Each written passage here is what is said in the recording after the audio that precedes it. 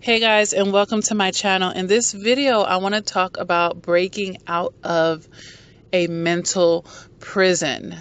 Breaking out of a mental prison. Because after narcissistic abuse, you might feel like you're in a mental prison. Your mind, might feel all twisted and screwed up, after all of the tormenting, all of the abuse, all of the trauma that you experienced in that very toxic relationship or relationships, some of you. So let's talk about it. How do we break out of a mental prison? Because, life is very mental. So you're not going to really ever break away from your mind. You're not going to break away from your mind. Your mind is a good thing. When it's healthy, obviously, it won't feel like a prison. That's the problem.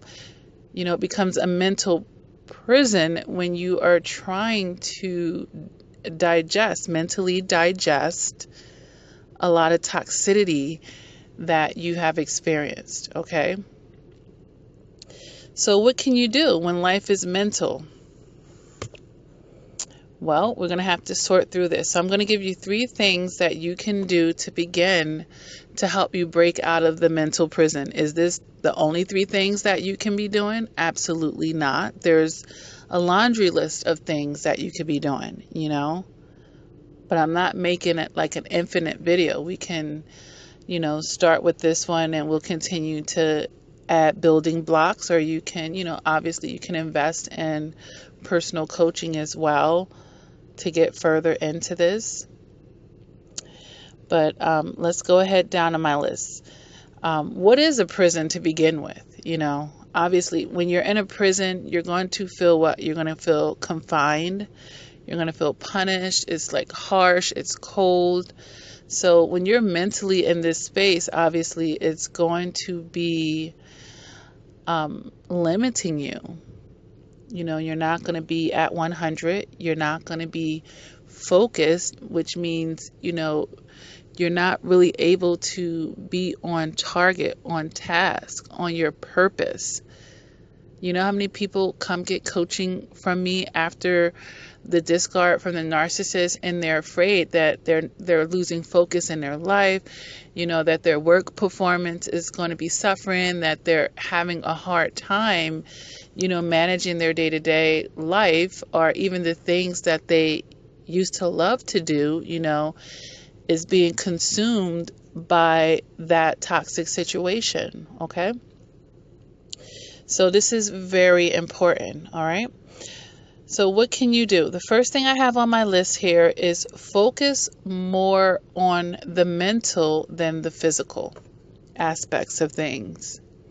We get so caught up in the 3D world, and I understand, there are things that do require our attention.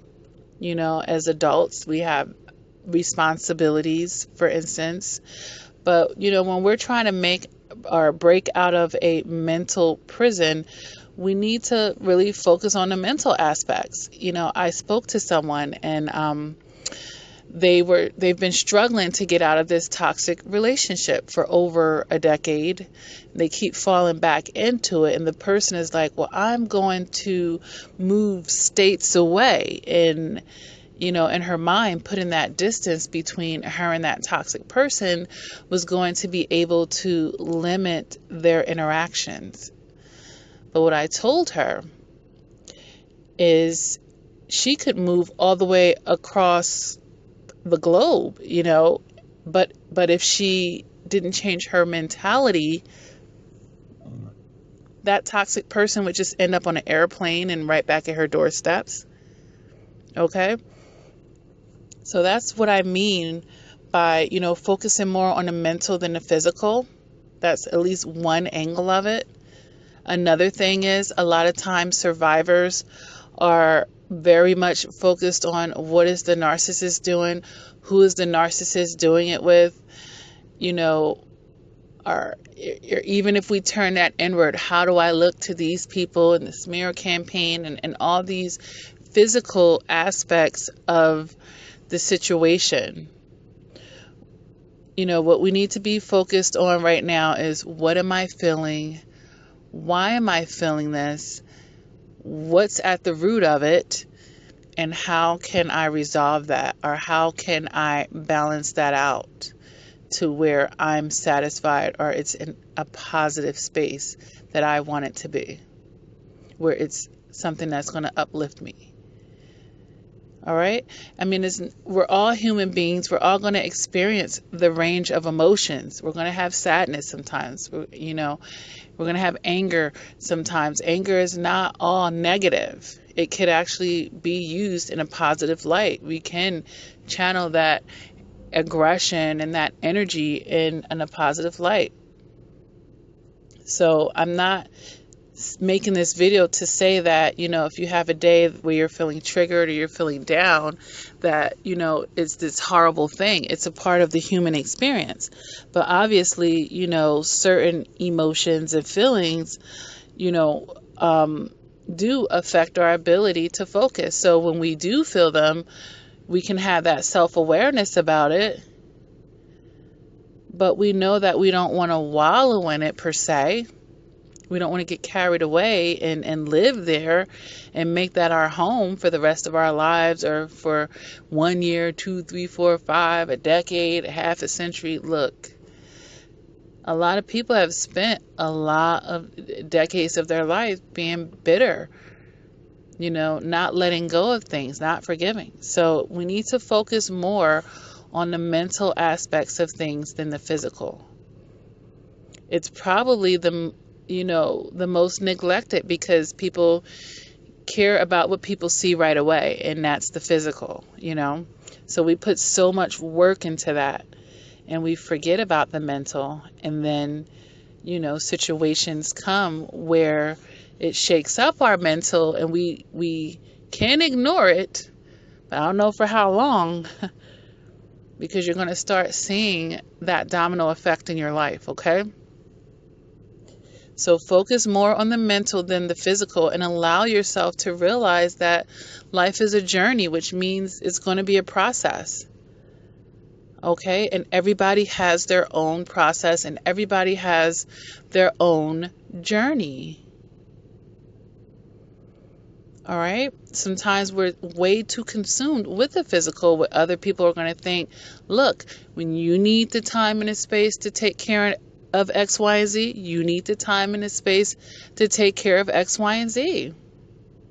Point blank. All right?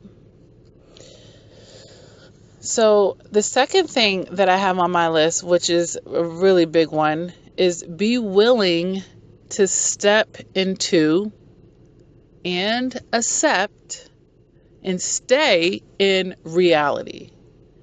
Okay, I just said a mouthful right there. Be willing to step into, because you're going to be stepping into it, because the narcissist had you in the midst of a lot of lies. Okay, the narcissist had you in the midst of a whole bunch of lies, and a lot of gaslighting, a lot of manipulations.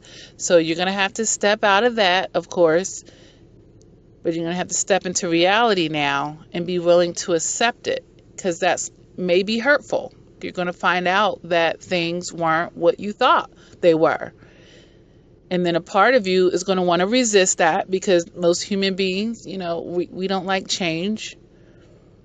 And that resistance is going to make you want to make excuses or minimize things or step back into the lies.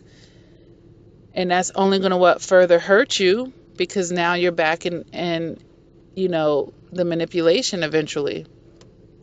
Or at least you make yourself vulnerable to that. All right? So you have to be willing to step into reality. You have to be willing to accept reality and stay in reality. That means letting go of the illusions and the lies. And, sometimes we believe these lies for a long time. Sometimes you can find out something you were told as a child, and you're now in your 40s and 50s. And just the way that human beings are set up to resist change, you might fight against that truth because it hurts. It hurts initially, but it always sets you free. All right? So you have to be willing to be able to sort what's real and what's fake at that point. And it takes a brave person to step into reality, especially when, it's going against the grain. It's not what you thought. It's something that could devastate you, hurt you. So you have to be willing to be brave and just know that the truth is always going to be better than a lie. It really is. Like people say ignorance is bliss, but it really depends on how you're looking at that, Is ignorance really blissful? I would say no. On a certain level, on the angle of, okay, this person doesn't know that they're being manipulated and they're actually happy with the lie that they're being sold. Or they don't know that they've been cheated, or they didn't know that their rights weren't given to them. They think that they got a fair deal. So they're happy and satisfied with it. Or, they didn't know that was not good for them to consume. So they've been eating this for decades and decades. But is it really blissful in the end when you end up getting cancer, or your health is going down the hill, or, the domino effect of you not getting something fair, ending up paying more money than you should have, or, you know what I mean? Like predatory lending is what I was suggesting in that moment. But ignorance isn't really bliss, because for every cause, there's a reaction. You know what I'm saying? So even if it feels blissful in the moment, that's very short-sighted, because there's going to be a consequence to that ignorance and a price to pay, big or small, depending on what it is. So staying in that denial and, resisting this toxic person as far as accepting them for who they are, or taking back their hoovers, still giving them a benefit of a doubt, that is not going to lead to your bliss. That ignorance is not going to lead to your bliss.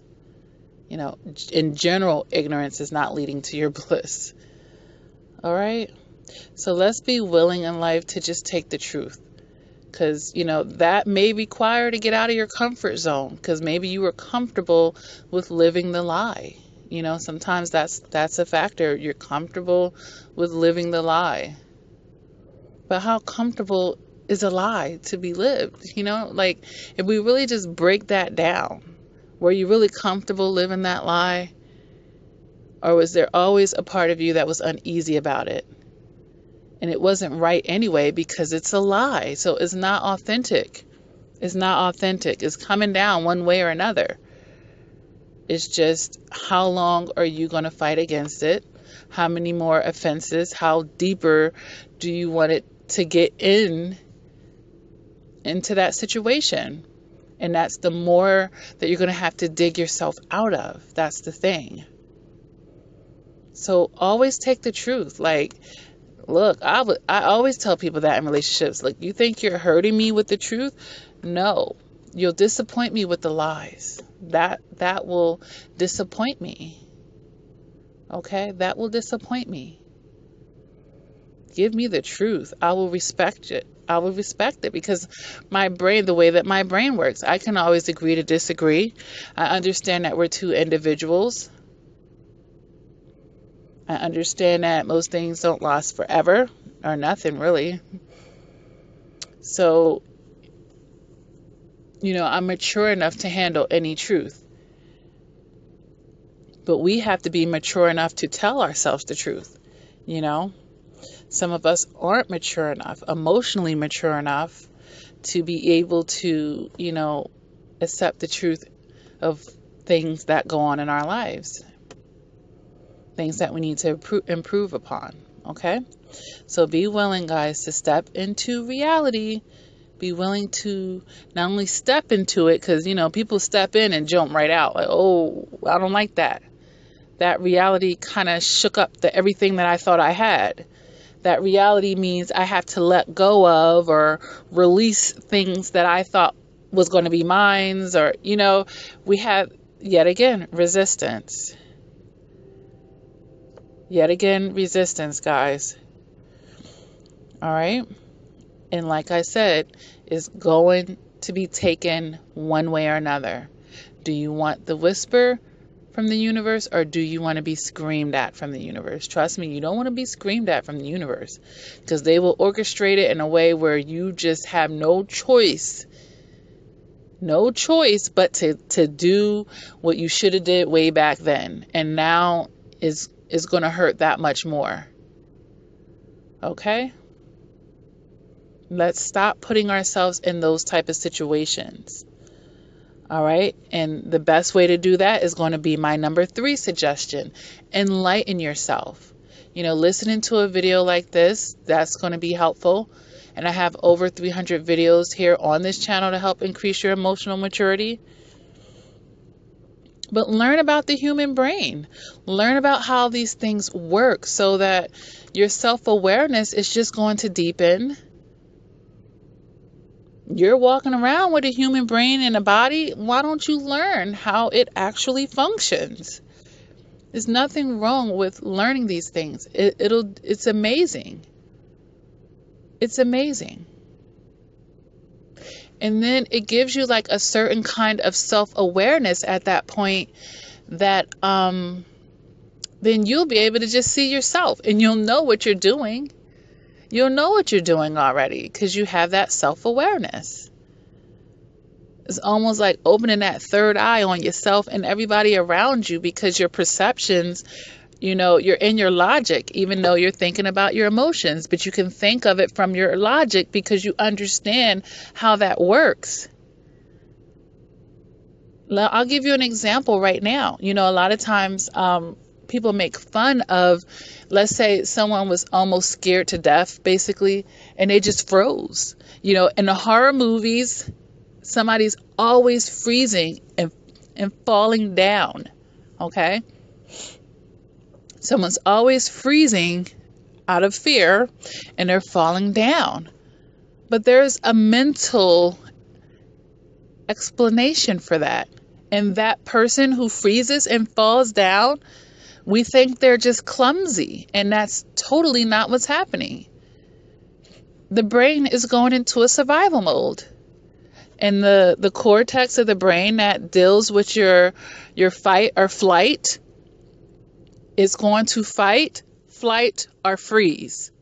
Those are the 3 F's. Is going to fight, flight, or freeze. So when you get scared like that and that fear overcomes you, your brain's going to make a decision for you. And if it chooses to freeze you, your motor skills are gone and you won't have any say over that. Your brain chooses that for you. And then that's why that person trips and falls. And they're frozen, and it's like they're stumbling, like they can't get their motor skills right because their brain intercepted their fear to protect them. And you're like, Lakia, how's it protecting them? They're falling, and Jason is going to get them now. But that's how the brain works. That's how it works. And the same thing happens, and this is for all mammals, and that's why deers do that. When they come and the car is approaching and those headlights and they get stuck in the middle of the road, they're freezing. They're freezing right then and there. That is a freeze. And the same thing is happening in their brain that will happen in our human brain. Does it mean that your brain will make you freeze? It might make you have a flight, meaning you're running away. You're able to run with your adrenaline. So enlightening yourself and learning, seek knowledge, seek it. Learn how the brain works so you can see, you'll know. This is what I tell people in coaching. Like, it's a process, especially early when you go no contact and you're feeling like crap. And I'm going to make a video about that, so I'm not going to dive too deep right here. But, breaking those soul ties, that's your flesh against your spirit. I'll talk about that aspect. So you'll know when you start having those urges to sleep with a narcissist that you can't stand. That's your flesh. That's not love. It's your flesh. And the flesh only cares about what it's feeling in a moment. It don't care about the consequences to your emotions and the abuse that it'll be welcoming as soon as you have your orgasm or whatever's happening in the situation. You know what I'm saying? Like, it doesn't care about all of that. The flesh cares about what it's enjoying. The same thing if someone's on drugs. Their flesh is caring about that high. It's not thinking about, will I overdose? Oh, I'm going to sleep and not make it to work. Oh, I had to steal from my mom to get this. It's not thinking about all of that. It's thinking about the flesh and that 5 minutes or however long that high is going to last. But if you realize this about yourself, you can have that awareness to overcome it and say, you know what, I'm not giving in to that. I know what's going on right now. I'm going to deny my flesh. I'm going to say no to my flesh because I know this is my flesh. Hey, I'm trying to lose that weight. I know I have to make better decisions. So, okay, I have to say no to this chocolate cake right now. I don't want to add that to my calories today. Or I'm going to drink water instead of juice. I'm going to eliminate the calories from the juice. It's denying the flesh of the things that aren't going to be beneficial to you without feeling like you're punishing yourself as well. So enlighten yourself, guys, all right? Mental prisons are horrible. Like, that type of torment can push a person to suicide. That's why it's so important to find relief from things like this, to start working your way out of it. You don't have to go at it alone. There's a ton of professionals, that can help with this. And I do offer coaching to help people who are feeling mentally tormented, after narcissistic abuse or toxic situations. And, they're having a hard time sorting their emotions and their feelings. All right, you can go to my website, LakiaCrawford.com, and schedule a session. Or, there's a lot of ways to get in contact with me. You can go to my About page here on YouTube or right here and under the description of the video. Lots of ways to get in contact to make that investment in yourself, because peace of mind is priceless. It is so priceless. And most of the time, it's just shifting a person's perception to a perception that most of the time they never even realized was there. And that perception is the actual truth. So I want all the survivors, to be breaking mental chains, and to be breaking out of those mental prisons. I don't wish that on anyone to be in a mental prison. That's where the narcissist is, obviously. And you see how they conduct their lives, all right? So focus more on the mental than the physical. Be willing to step into reality, accept reality, stay in reality, and enlighten yourself about psychology and how the human mind works. All right, guys? You will get there. These are just, 3 really good tips, if you will, suggestions to help you along the way. All right. So if this video resonates with you, go ahead and hit the like button. If you haven't subscribed to my channel, definitely feel free to do so. I upload videos on a regular basis. And like I said, I have a very good library already. I put them into playlists. Take what you can to help you in your life. I have a support group on Facebook, Lakia Reflection and Progression Crawford. That link will be below in the description. Inbox me and let me know that you're a survivor of narcissistic abuse, okay? Because that's what that support group is basically for. All right. Feel free to visit my website. There you can book sessions with me, or coaching sessions with me, basically.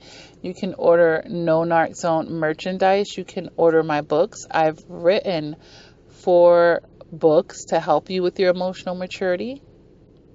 All right. You can check them out on my website. They're also available on Amazon, Barnes & Nobles, and CreateSpace.com. All right. And just keep doing the work and never give up on yourself. Never feel like you're alone. Trust me, billions of people have been on this planet. You're not the first one to feel sad. You're not the first one to experience heartbreak, to be devastated, to be depressed. You know, what's that saying? You know, it's the same thing, just another generation. Like, you know, there's nothing new, pretty much. There isn't when it comes to that type of stuff.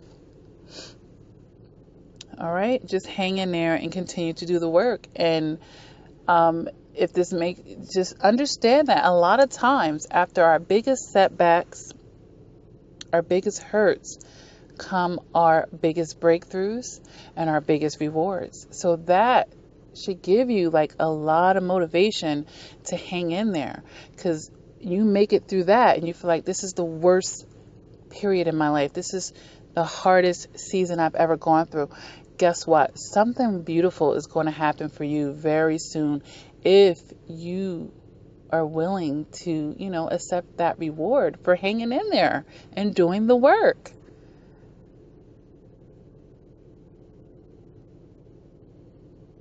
Hang in there, all right? All right, guys. Until next time, please take care.